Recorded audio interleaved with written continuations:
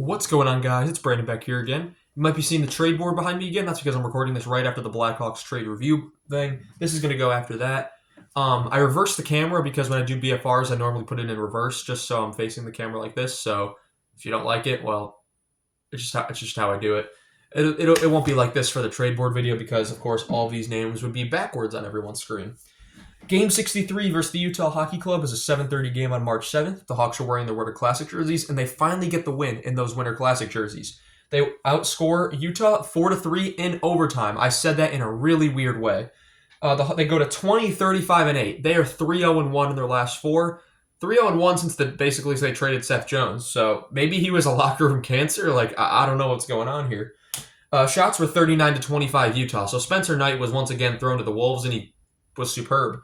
Hits were 20-12 Chicago. Faceoffs 34-29 Utah. Power play Chicago 0-for-1. Utah 1-for-2.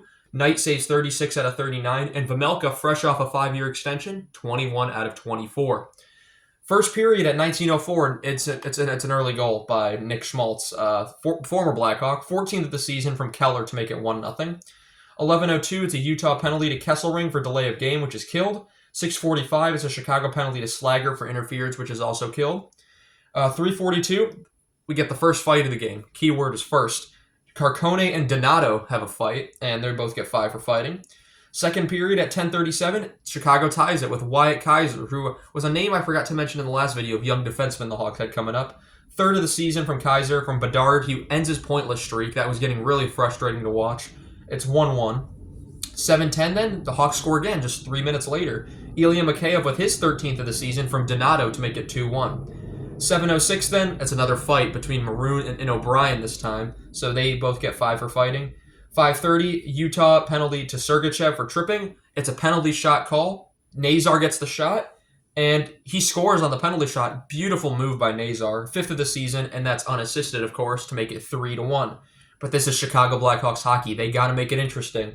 Third period at 14:56, Utah gets within 1 with John Marino's first of the season. I've always been a big fan of Marino. He's one of my favorite defensemen in the league. That's his first of the season from Sergachev to make it 3-2. 8:30, it's a Chicago penalty to Bedard for tripping, and that penalty proves costly as Utah scores on the power play. Clayton Keller's 23rd of the season from Sergachev and Hayden to make it 3-3. In overtime, Utah comes out strong, and Knight has some great saves. I believe one was on Keller, another one was on Carcone, if I remember correctly. And then the Hawks go the other way. Bedard just takes the puck around the net, and he throws it at the net, and he scores.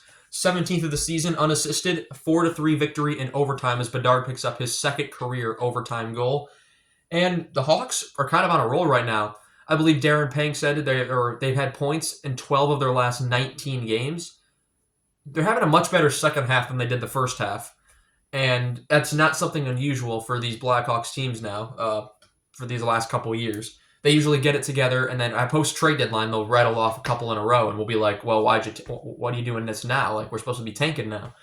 But Game 64, if I remember correctly, is it tonight versus Nashville? I'll be watching it live. I'll be attending something, family event. Maybe a birthday in the family. I don't know. It really doesn't matter what it is. But I shall thank you all so much for watching this video, and I shall see you all in the next one. Have a good one.